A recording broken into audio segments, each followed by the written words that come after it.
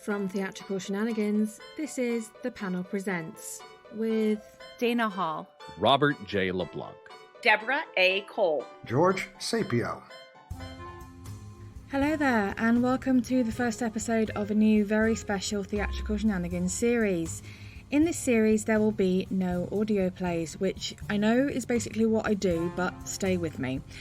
The series is entitled The Panel Presents, which will be presented on the first Saturday of every month in the same place you get your regular Theatrical Shenanigans.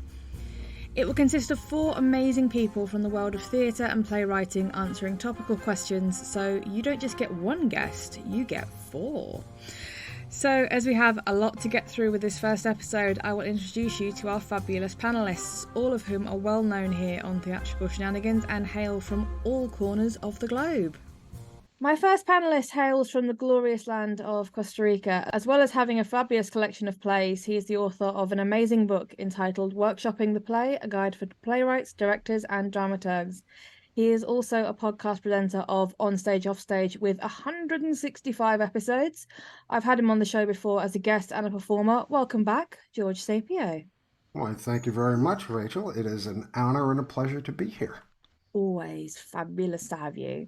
My second panelist is based in the windy city of Chicago and has described herself as a playwright among other things, with the list of other things being insanely vast. She is a fabulous performer, both vocal and on stage, and a wonderful playwright with 2 decades of experience in the industry, as well as a list of awards and achievements that would literally put me out of breath to read them all. You can find all of her amazing achievements on danahallcreates.com, but now she is here with us. Welcome, Dana Hall. Thank you so much, Rachel. It's a pleasure to be here with everyone. Well, it's fabulous to have you. My third panellist also hails from the US, but this time from Boston, Massachusetts, and joins us for his second stint on Theatrical Shenanigans. His list of titles includes playwright, actor, artist, as well as the lead writer and host for his comedy ensemble, Boulder Dash Academy, and a writer and producer of his own live comedy show and podcast. If that wasn't enough, he was most recently a guest series writer for the Realm's hit horror podcast, Undertow. To this day, I am not sure when he sleeps, but I'm thrilled to have him here. Welcome back, Robert LeBlanc. The trick is to not sleep. But so I'm glad I'm here. I'm having a blast, yeah. Well, now we know.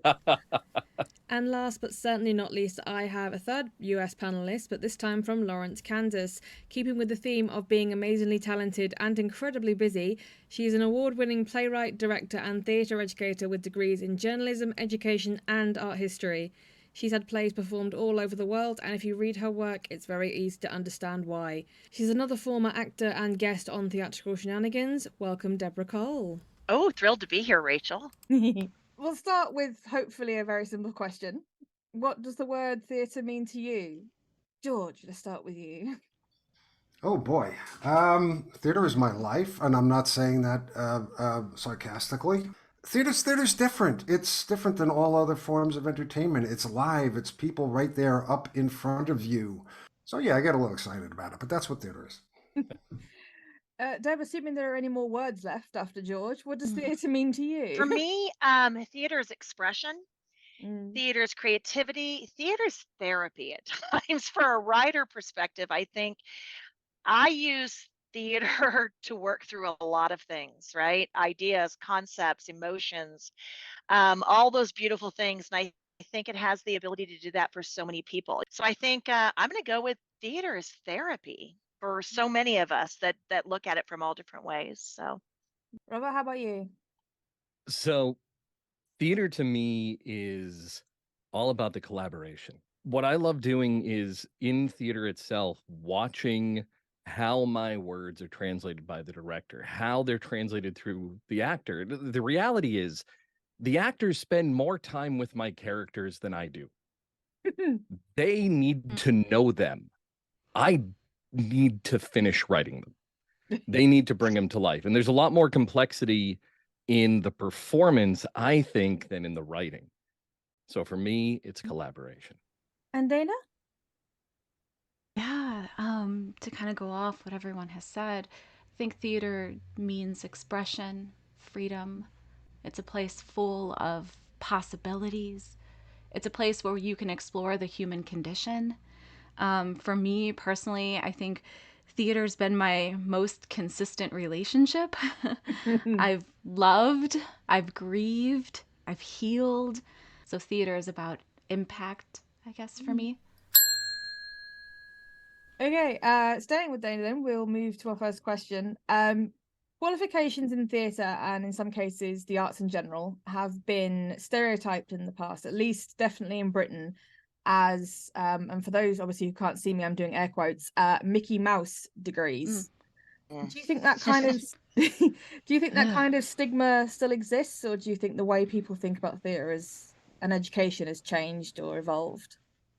Yeah, so this is a real complex one because, on one side, to answer that, yes, unfortunately, the stigma does exist here in the States as well. We hear things like, why don't you get a more practical degree? Or, so you want to wait tables for the rest of your life, And perhaps that's out of fear, wanting our younger generations to be self-sufficient and fearing that employment won't be readily available for someone who has a degree in the arts. And, sometimes I think it may come from, previous generations that don't necessarily understand choosing a degree for passion versus one seeming more fiscally responsible, as I do air quotes. But but art, is a reflection of society and culture. It's so important to say that a degree in the arts is a Mickey Mouse degree. It really undermines what the arts are to us. As I said in my definition of theater, this is about human beings and the influences that we have and how we relate to each other. Try to make it through a day without consuming art in some way. You can't. So it does disappoint me to hear people being persuaded against degrees in the arts, because there are a multitude of career options in the arts. Just ask Bob. He has like 10, 20, 30 of them, right? So you could be a career counselor in this. But even if you don't directly apply a theater degree, it doesn't mean that you've wasted your time. It's such a versatile toolbox that will benefit you your whole life, with creative problem solving, out of the box thinking, perspective taking, marketing, taking something you've created and marketing that, communication, collaboration, and of course a thick skin for rejection. Kidding, but also true. And these are life skills. So in terms of playwrights, though, I think this is the slant that we hear most often in the Playwright Connection, our Facebook group, is that we hear people saying they question their legitimacy as a writer unless they have an MFA or advanced training. And to that, Bob and I consistently say that though you have to learn the art, you have to learn format, structure, dialogue, of course. However, we all have a story to tell, and it's powerful and affirming to do that and to find your voice. Education and training, give you the tools, but you don't need advanced study as a prereq to create and to tell your story and your narrative. I think we all agree that what is a prereq is the desire to learn and grow, collaborate. We know those that don't really succeed in this, and to humble yourself to the process. If you have those ingredients, you're gonna find your way. And of course, it's not to say that an MFA, master's, or whatever isn't the right option for some people. Personally, I have degrees in that area in psychology and education, and to go back for an MFA in writing just right now is not appealing to me in that avenue. But I recommend people look into mentorships, intensives, master classes, collectives, and be a part of a community that's like-minded. I think that's most important. But yeah, so I do think that there's evolution, but I do think that there's still stigma, and especially for playwrights, feeling like you can't begin until will kill the creative nature inside of you. Start where you are, and then seek from there what you need. Yeah. Is that horrible expression of when you tell someone you're a playwright or you're working towards being a playwright or an actress or anything like that, and they go, "Oh, so you don't have a real job then?" There's those two words of real job. That's letting other people's fears and worries. Rachel, I think you brought up the day. Yeah, what's a real job? That's just somebody who doesn't understand telling you they don't understand what it is you do. We're all writers. We're all theater people. This is our passion. This is what we do. This is what makes our life have the joy that it does. And for somebody who doesn't understand, who's probably never been there, who to come along and belittle you, that's who needs that? Yeah. Just move on, write another play. just I think Better yet, put them in it. Oh, even better. I've done that. I have done I've done it too. Oh yeah. No Yeah. Oh comment. yeah. No it's, comment. it's like what Deb said. This is my therapy. You want to Yeah. see what's going to happen? Here we go. My I make a- husband will be out for dinner and he'll say, "Oh, that table, they're in trouble. They're in trouble." And I said, "I know." He said, "You're getting all of it, aren't you?" And I said, "Absolutely." Yeah. And then I go make my notes, Those are Um, wonderful moments of human condition. It's I want to go it's back so briefly cathartic. to the issue of the legitimacy of having letters after your name. I've got an MFA, which I paid $26,000 for.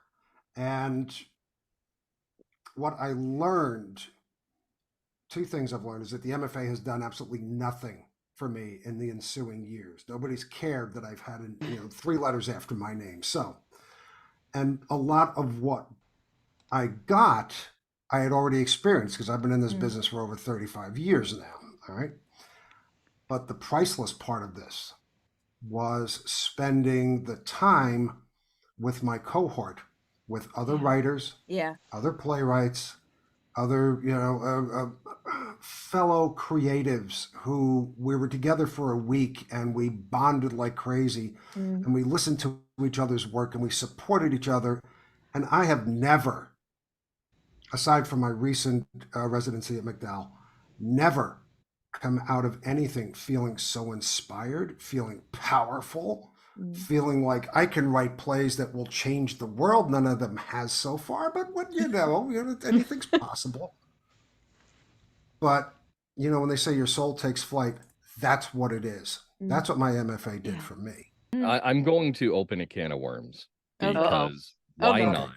So number one, when it comes to education, if somebody wants to get an education in theater, I wholly support it, but I always tell them major in the business skills you need to run your theater career.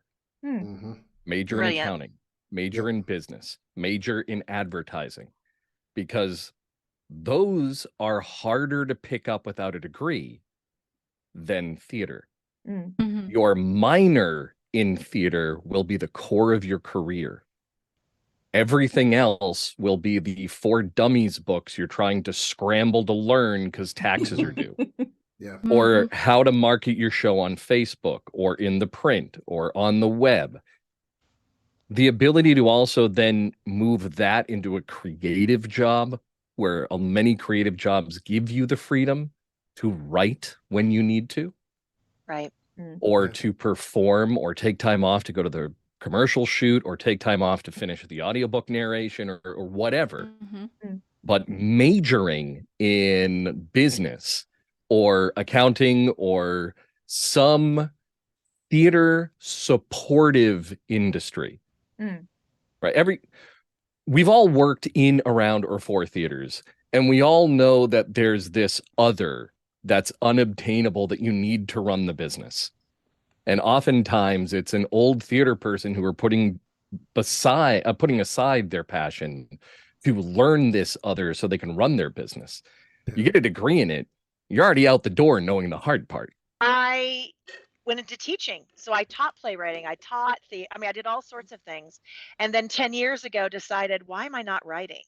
So I had 3 degrees. I wasn't going to go back and get more letters. I'm done. We did it. So places like the Playwright Connection and Literary Discourse Society and any group where you find like-minded people is sort of like taking master classes if you use it appropriately and if you ask questions and you ask for feedback. And so for me, without the specific letters that have to do with this profession, there's still so many resources. I mean, reading New Play Exchange, I will swear by it, as I have read so much as part of my education, right? And that was such a great tool to have at such a low cost to get in there and read everyone. And then once I found someone I loved, I went deeper into the catalog. I mean, you all do that, so I know you do, but that's where those moments we're recreating that what George had, in his. Yeah. We're Right. trying to find our moments to recreate that. Those of us who started later. But Deb, it's important to say that, especially about NPX, because there's so many people who see that as I pay the money, I get produced. That's not what it is. It's Oh, it at is not. all, right? It may Mm-mm. you're talking anywhere from 10 to 20 bucks a month if you go pro. I think it's 18. Right. And you have access to a curated list of plays written by your contemporaries. Right. I found my favorite playwrights on NPX just following a random link and reading. So many people focus about getting a recommendation rather than finding a new passion. So, For yeah, sure. it might be a Mickey Mouse degree, but Mickey's worth billions. Yeah. That Good mouse call. is rich. A number of years ago, I That started- mouse making it rain. That mouse. Lots of Woo. cheese. Good for the mouse.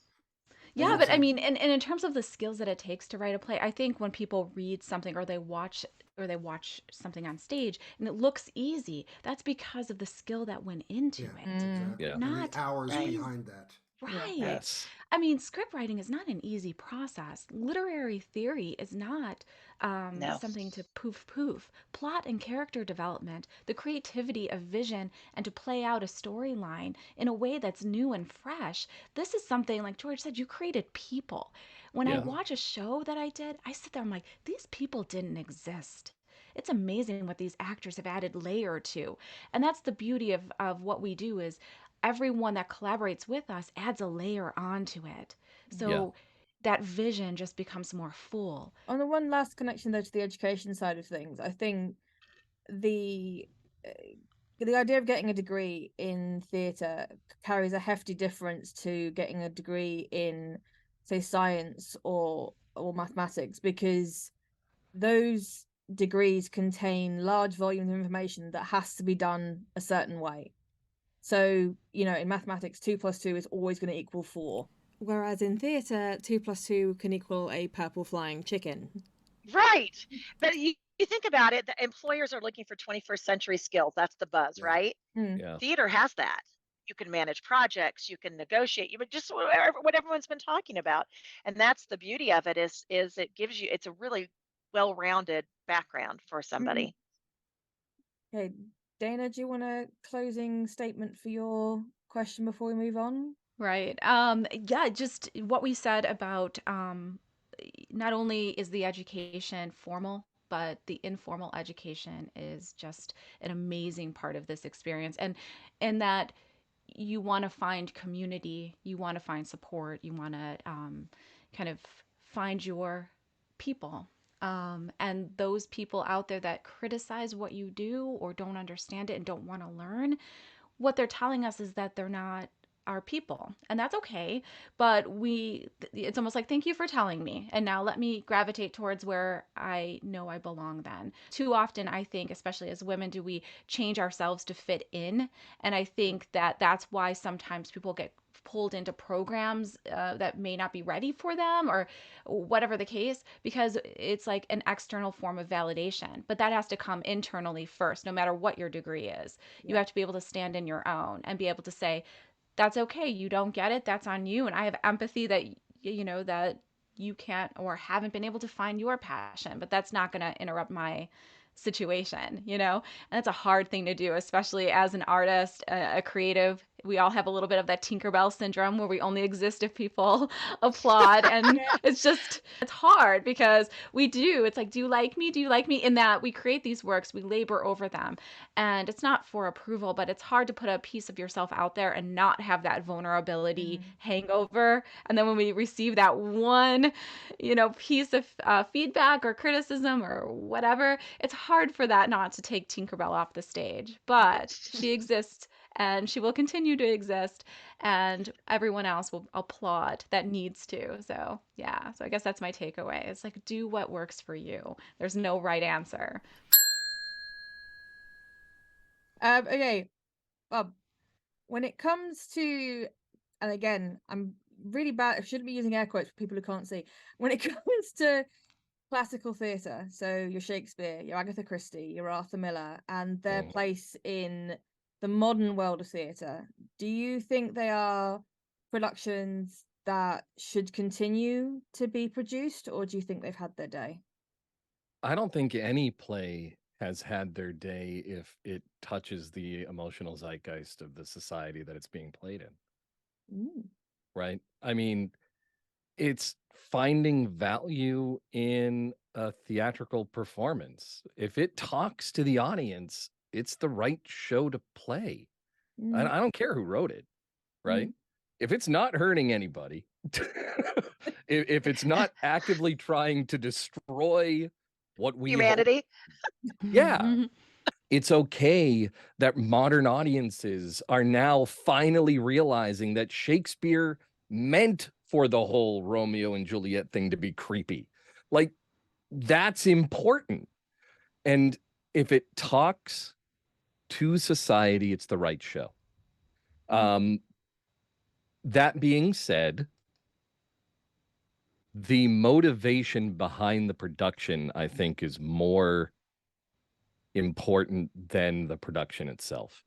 If you know that putting on this show will bring money to your theater because people have to see it, you're liable to get complacent. And complacency is where art goes to die. So we work in a translative medium. Translate the show to your audience.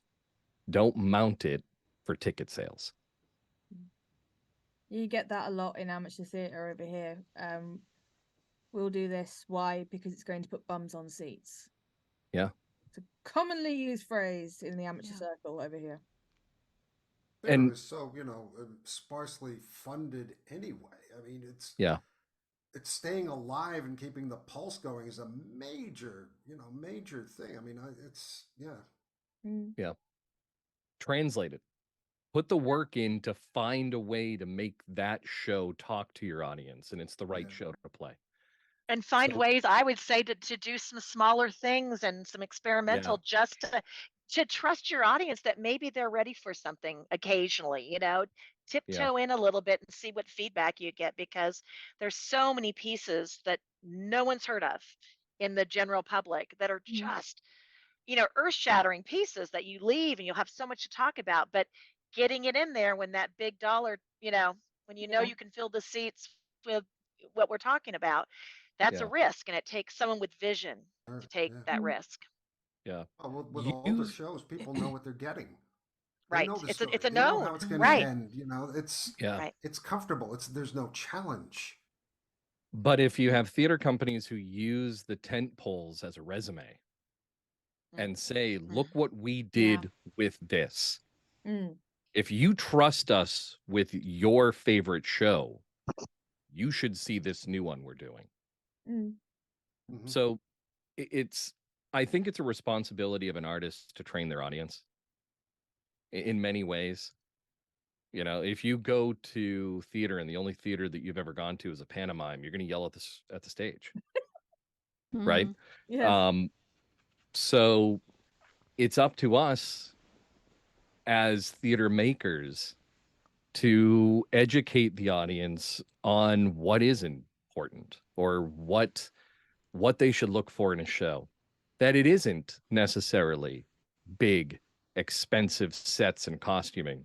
And sometimes a blank stage with 2 chairs and a black wall can give you a more powerful performance of a known show than a transforming set. Sometimes a spectacle is good, but I think it's up to us to lead that education for theater consumers as theater makers. Chefs became celebrity chefs because they started to teach people what in food was important. I had the good fortune to run the Ithaca, New York Fringe Festival for 4 years.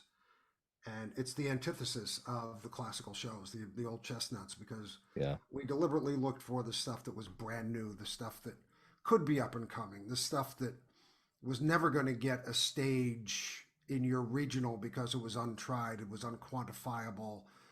It couldn't guarantee butts and seats.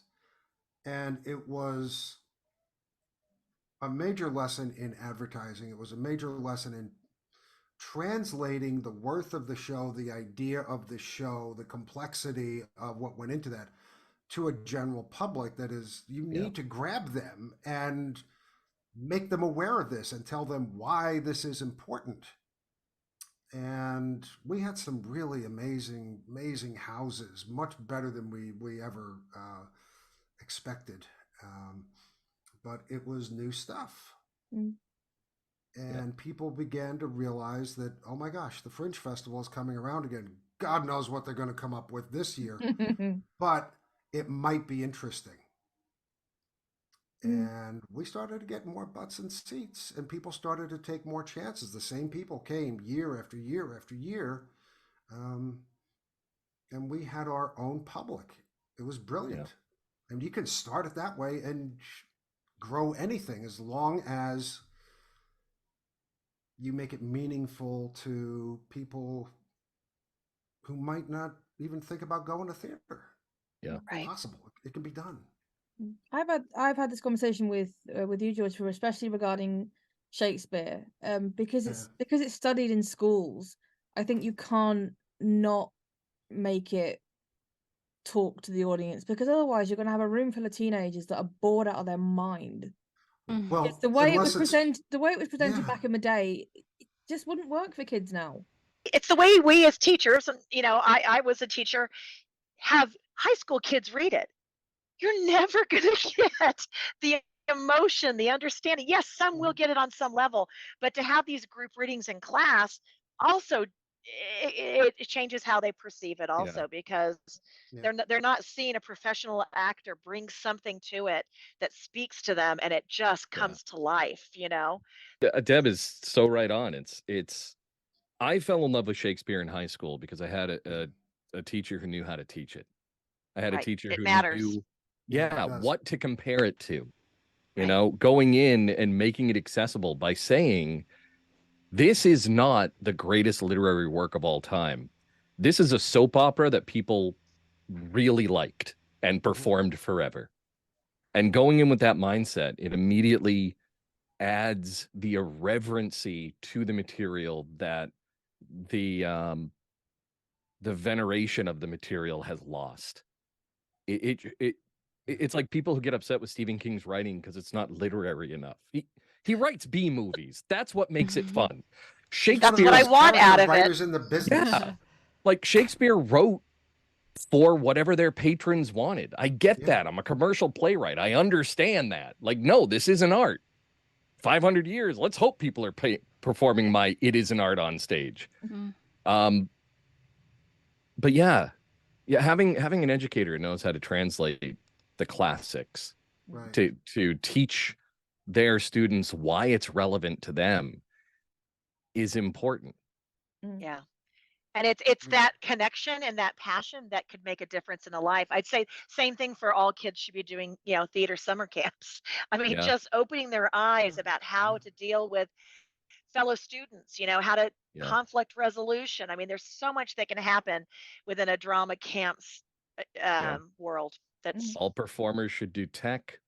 Yep. All playwrights should work on stage at least once as an actor. Yep. Absolutely. Yeah. Learn all stage everything. managers should get a raise. I mean, these are just basic tenets of theater. Very true. A stage manager should run for president. We could have this all figured out. That's true. Yeah, so when I was nervous about becoming a mom, someone said, "Well, you've been a stage manager before," and I was like, "Oh, I have. I'm ready. Let's go. I can do this now. It's my circus." Less tantrums. Yeah, there is. I think the only kind of danger is when the Shakespeares and the Christies and the Millers are being put in, as we say, to put bums on seats, and new voices aren't getting a look in at all. And I know. And we know that there's loads of opportunities out there, but comparing those numbers of opportunities to the number of playwrights in the world that exist, it's hard to get your voice heard. I mean, if you're lucky enough to find a theatre that wants to do your work, It's an incredible feeling. Recently, the 2023 list from the Educational Alliance of the most produced high school plays was released, and the number of women that are represented is shockingly low. I think there's like a total of maybe like 90 something creative slots in the categories, and there appear to be 13 or 14 women and maybe Wow. one person of color represented. So that's less than what, 15% of the most popular plays being produced. And in the category of short plays, there's 12 slots. None of them are women. As we With said that before, being, it's 10 times harder if you're female, if you're yeah, Of color. LGBTQI, if you're a Yep. person of color. Yeah. I feel that way, and then I go through my, I'm in Oh Chicago, yeah. and I see what shows are coming up, and it's, I guess we'd call them the classics, for lack of better word, because I think they're just produced more. The O'Neills and such, the Door Yeah. Slammers, and it's fun. But I started writing because I didn't see myself on stage as an actor. I was tired. I was entering my 40s and tired of playing the ditzy girl next door, the only Right. the mom, but the mom without any significance, the assistant to the Right. writer. How many roles do we have of that? I wanted Right. to have a Where are say. the I wanted to have smart women? significance. Right. And where's the real struggles here? Where's the arc in those characters? There's not a lot. I mean, Ibsen, of course, and Shakespeare did fairly well with that, but he traditionally, of course, wrote for men. But I want for more reflective works of our society to be portrayed and take a risk. And like we said, it's expensive to produce a show. And that's what's so hard when you're trying to get a work out there and it's like, well, if it doesn't come with a name, are they going to sell the tickets? And that's, oh, so disheartening. And Black Box is beautiful and Fringe is beautiful. And sometimes that's where you have to go to see these works. But those works should be main stage works. And so that's the kind of balance. I feel like there should be more of an emphasis there and perhaps more grant funding or whatever for the arts to get those voices out there. Because it's more about society. It's not just good entertainment, it's who we are as a people. This is our way that we have historically, as a civilization, told our narrative was through story, and the investment just needs to be there in the backing to get these things up and running. So, Bob, final thought? the whole point, my final thought is present what speaks to the audience. That's important. If you're looking at wanting to introduce new works to the public, teach them the value of the new work. Teach them why it's important. Teach them why it's important to discover the unique in theater. Every unproduced show is potentially somebody's favorite show. So let them know why. Okay, Deb, in relation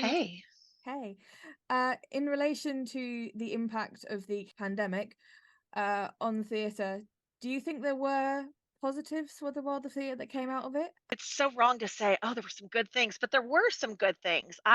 I'll talk from a standpoint of connections. I think the way we all connect as playwrights was not in the same possibility range pre-pandemic. We didn't get, yes, there were small groups that did things, and this Eastern, all the New York people, all the LA people, the Chicago people, but having that accessibility through things like Zoom has really opened the world up, for playwrights to collaborate. Also for some productions, right? So many amazing small theater groups came to life during the pandemic because we all needed a way to express ourselves. That's when my writing I went full in, was pandemic, because all of a sudden it was like, what else do you have going? Right? What exactly are you, too busy with not to go full into this? So for me as a new writer, I think even though I started 10 years ago, it was pandemic that took it to a new level for me. That one could say gave me the anxiety to write more because there was so many thoughts going in so many of our brains and our bodies, and we needed to find a way to get it out. And for me, playwriting was that. So for speaking to as a playwright, I think it's been a fascinating, the world got a lot smaller. Yeah.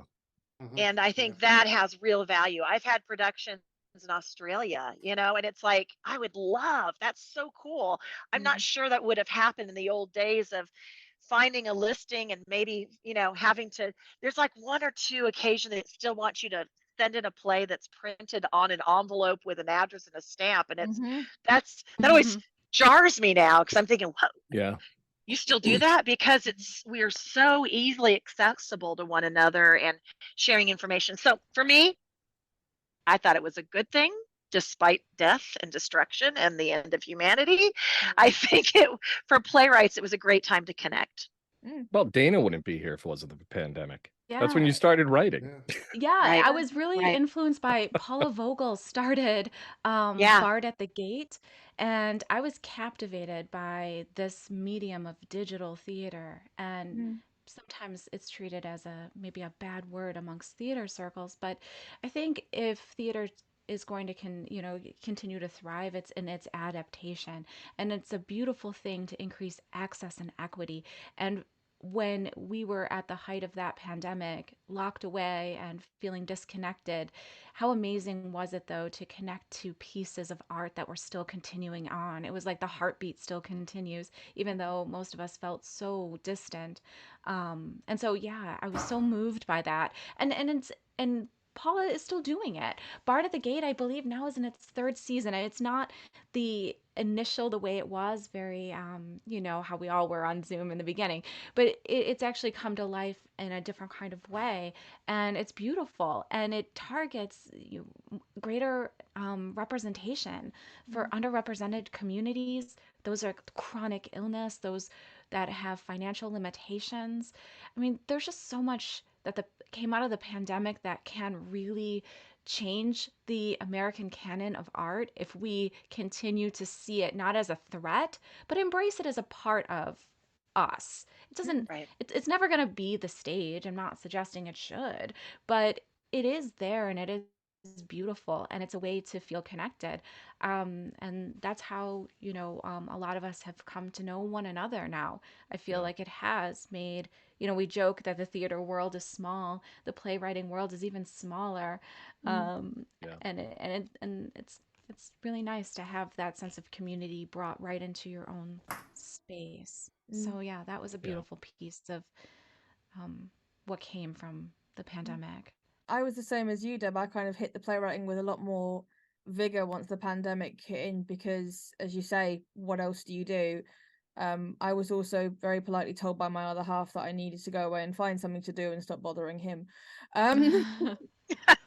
But it's a massive kind of chain of connection from there, because without the writing, I wouldn't have discovered New Play Exchange without the pandemic, because I had no idea Correct. any of the worlds of community that we have now existed. I say Literary and Discourse came later, which brought so many amazing playwrights into my life, and that is something I will forever be grateful for. Yeah, my theater ensemble came about because of the pandemic. Balderdash Academy prior to 2000 was an adult prom product. Wow. Yeah. And when the pandemic hit, I had improvisers that I needed to keep sane. My responsibility in my heart was to take care of these people. So I created an online comedy game show. That moved from that to scripted material to now live shows. Prior to the pandemic, I was running a theater company. So when the pandemic hit, I had to find a way to recoup that lost income. April of 2020, I canceled a little over 43 shows that I had already booked, some of them already prepaid. Not real theater. I run a mystery theater company, so think of it like children's theater for adults. That's real theater. I was about to say, It don't is. say it's not real. Darn theater. straight. It is, but it's you're talking about like accessible theater. We market it like like a game show. Think of it like a video game with better graphics, where it's fully interactive. We never break character. We try to build the experience. But when the pandemic hit, we tried taking it on to a podcast, Sleuth's Mystery Radio. And for me, the pandemic was an opportunity to have that new beginning. One last thing for me on it is that I've always said that theatre is a constantly evolving organism, and that was never more evident than during the dark times. I'm going to quote the famous boy band AJR, a band of brothers who make pop music, who said 100 bad days makes 100 good stories. 100 good stories makes me interesting at parties. Thank you, COVID. Thank you. Yeah. George, what do you think is the biggest threat to theatre as it stands currently, and what do you believe can be done to change it? I don't think there's a threat that's going to sink the boat. There hasn't been one yet. There's a lot of things that need to be addressed. But theater's been around since the Greeks. I mean, if the Greeks didn't kill it and the miracle plays didn't kill it and the plagues in Shakespeare's time didn't kill it and 2 world wars and Broadway hasn't killed it. Theater's like cockroaches. You can kill one, 10 more are going to come out of the mist because that's what they do. You can't get rid of this thing. Theater evolves through the worst of circumstances. We've had Zoom. The world was shut down for 2 years. Theater is still here. Theater still happened, and it's going to happen. The thing to make theater better, the thing to really put more lifeblood into it, is to cure the apathy. And we've been talking about this as well. So it has to be relevant. It's like Dana said earlier, we have to show the next generations that theater reflects things about them, that theater is relevant to them. We've got to keep theater on the pulse of whatever's happening in the real world, which means we need new playwrights, which means we need new black box productions. We need new ways to get people in. Bob, you were talking about this before. I mean, the only other thing I can think of, and this is only because theater evolves, theater needs to remain flexible. Okay? It needs to be responsive. And it can be the most dynamic of mediums. So we need to keep the spectrum open, and we need to keep voices coming in. We need to keep available theater coming in. And we need to keep it reflective of what's going on outside, because my God, if you take a look at the news these days, it's the end times. But to play devil's advocate just a little bit, it's also, in addition to our supporting it, it also has to be financially supported, because not every playwright makes a professional living. So, and not every playwright can afford to make the sacrifice of self-producing. And it's what's really frustrated me for many years is that in the UK, the government budget puts arts and sports in the same lump sum for budget, which, so you're comparing the budget for, a couple of what they call nice plays at the theatre versus a couple of 100,000 football fans. Oh, we need to redo Wembley Stadium, or we need to update this stadium, or do we need to update this theatre? I can see which way that's going to swing. Comparatively, though, you're also talking to a group of playwrights who listen to what you just said as, wait, the government gives you money? Yes. Right. Well, this is going right back to what we said about education and what you said about the business side of it. I think, especially in this country, at some point, children who want, or teenagers who want to study theatre, should be sat down and taught how to fill out applications for grants, where to find information about it, where to look for opportunities, because you walk out of colleges and universities and some students haven't got a clue. And that is why they suddenly, go into instant panic mode of I have no idea what I'm doing, which is basically what I did, really. Where over here, grant writing is how you do theater. Right. Or you do what I do, and you just take huge business risks trying to start a theater company. But yeah. It's weird. Yeah.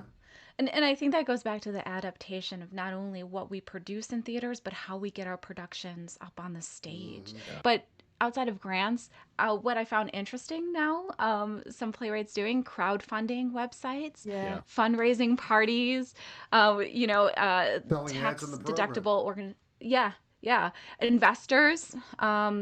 Especially, if you have a play that has some theme or tie to an organization, like you have a domestic violence theme in your play, or you have a humanities theme that you can tie to an organization, maybe pitching to that organization to see if there could be some funding or something of this nature.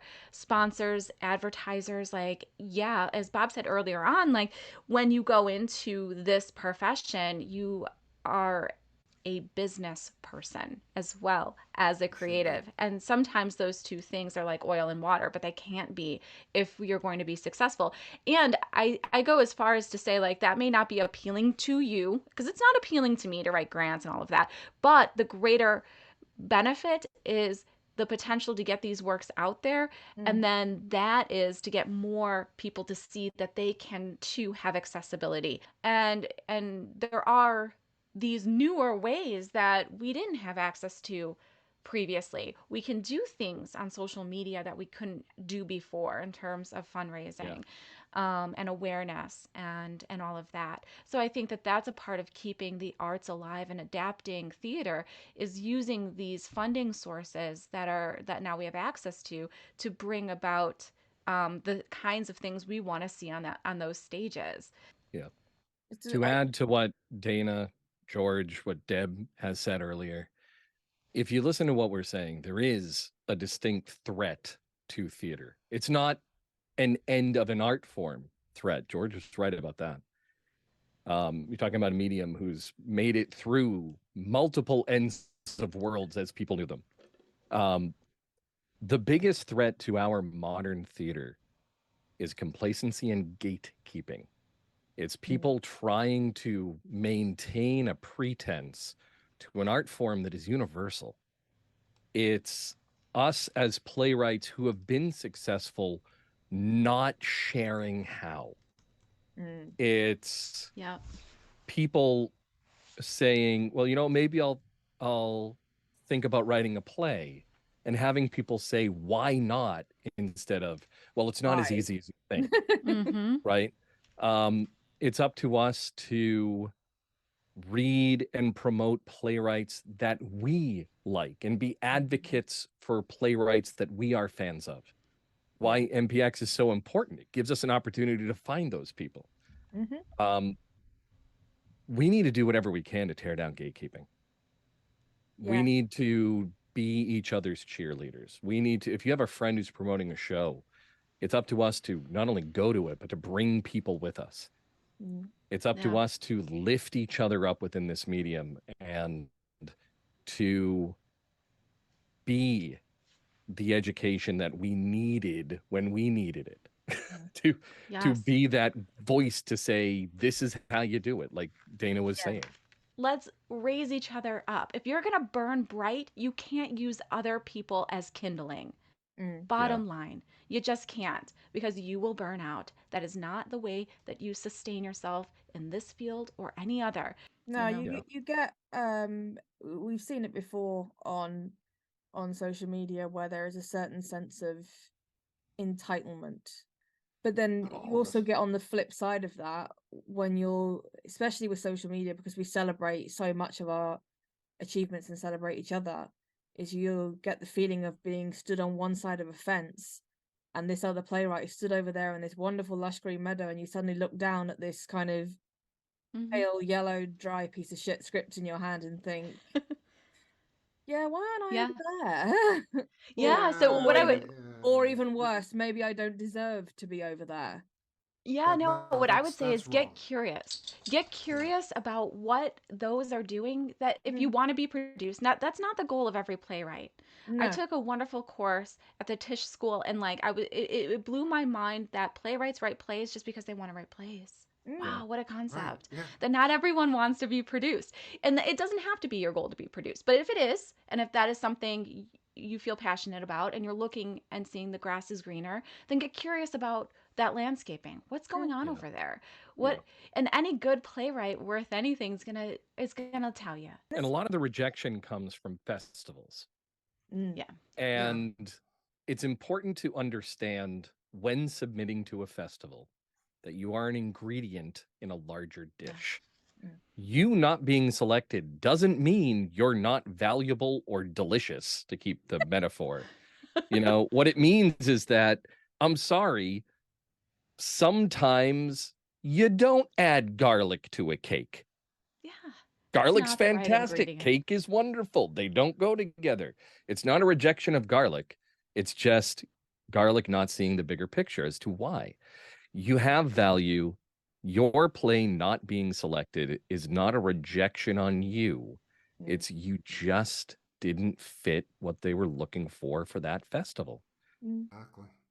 But on the subject of support, though, it is quite nice to have the support on both edges, where you got the people who, as you just did, talked entirely rationally about it, explained it, kind of, and it makes total sense. And I know there's loads of people out there who will think, yeah, that makes total sense. But then it's also quite nice to have someone just sit down beside you and go, well, it's their loss anyway. Yeah. Which is what my partner does every single time. And both are It valid. It is. I've been doing this long enough where if I submit, most of the time I forget where I submit to. I have a spreadsheet to keep track. Yeah, so do I. And I am close to and care about so many people in theater, and that number has doubled and tripled since the pandemic, that I've actually gotten closer to more and more. That it's not a situation where I didn't get into a festival. It's a situation where some of my favorite playwrights did. Yeah. So either way, I win. Yes. Okay, George, final thought, and then we'll move on to the last question. Final thought. I'm going to make it quick because I know we're taking a while here. I'm going to drop a very small bomb here. In my book, Workshopping the New Play, one thing I stress over and over and over, and we've said it here a million times today, theater is collaborative. Yes, we write in a vacuum. Playwrights write, most of us write in a vacuum, but it's fine. But once we take it out of that vacuum and we put it down to readings, other people get involved, and that affects us. And then we bring it to theaters, and tech people get involved, and that affects us. And we become a family. We become a unit. We become cohesive. We become a thing, not 23 separate people. We become one production. And it's glorious. And that's what makes theater the ultimate joy for me. So, if you could address the next generation of playwrights, what would you advise them has been your biggest struggle, and what would be your main piece of advice? Dana. Oh, right. Let's see here. All right. Well, I guess my best advice is that there's room for all of us. Lift each other up. Community is important. You can't burn bright by using others as kindling. Remember that. Be willing to hear feedback. Stay humble. And a piece of advice, I believe Bob gave me this advice early on, was don't write like a director and don't edit as you write. So one hat at a time would be my advice. And, let your characters talk to you and be willing to sit back and listen. And know that what you've done is important, whether one person reads it or 1,000 people hear it on a stage. You are important and your voice matters, and this is as much about your personal growth as it is about creating something that others can share. Okay, Bob, can you follow that? That is my exact message, so I don't have to really worry. I'll go technical. What she said. Well, yeah, I mean, Dana and I talk all the time. We share similar viewpoints. Not similar. We share the same viewpoints. We both kind of have the same mission in theater. It's to lift each other up, expose marginalized communities, and make sure that their works are being produced as much as your own. So I'll go on the technical side of things, right? My biggest challenge was giving myself permission to write. I have ADHD. I have many different hyperfocuses. There's a reason why I'm a polymath. I have gone down many rabbit holes, but my passion has always been with theater and writing. So embrace the new technology. You don't need final draft to write. If you have a pen and a notebook paper, you can write a play. Write anywhere. If you have a phone or a tape recorder and you're comfortable talking to yourself, improvising the show on the way to work is writing. And the other thing is, remember that the second you start writing a play, you are a playwright. You don't need to worry about being produced. You don't need to worry about being published. You don't need to worry about whether or not people know who you are. If you wrote a show, if you're in the process of writing a show, if you think you might want to start writing a show sometime, you're a playwright. If you're in any part of that process, you're one of our contemporaries. And if you tell us you're a playwright, we will treat you as such. That's all. So, Deb, what about you? Yeah, future playwrights. I'm going to tell you what I tell myself. Write every day. Just write. Just do it. There are some days that you think, oh, I don't have it in me. Do it. Write a page, write 2 pages. It's all about stamina. It's all about growing with your art. So I think that idea of writing every day is the most important thing. Most definitely. George? I don't think there's anything left. Well, I had to do it in a different order because Dana was last time. Okay, so here I go. Ditto. No, if you're a playwright, you'll know it. And it's between you, your soul, and the universe. Write the stories you feel behooved to write. Do not worry if they're good. Write what you need to write. Write in cafes, because this way you will hear the voices of other people living life. You will hear cadences. You will hear emotions. You will hear people breaking up. You will hear lovers coming together. You will hear people asking for directions. You will hear humanity. All of that will fit on the pages of your plays. Yeah. If you're a playwright, learn how to design sound, learn how to do lights, learn how to do the hardest job in the world besides nursing, stage management. Okay. And then direct. Okay. Produce. All of this will make your next play so much better. Learn everything you can about theater, because if you're in theater, you need to be in it 110% because it's your lifeblood joy.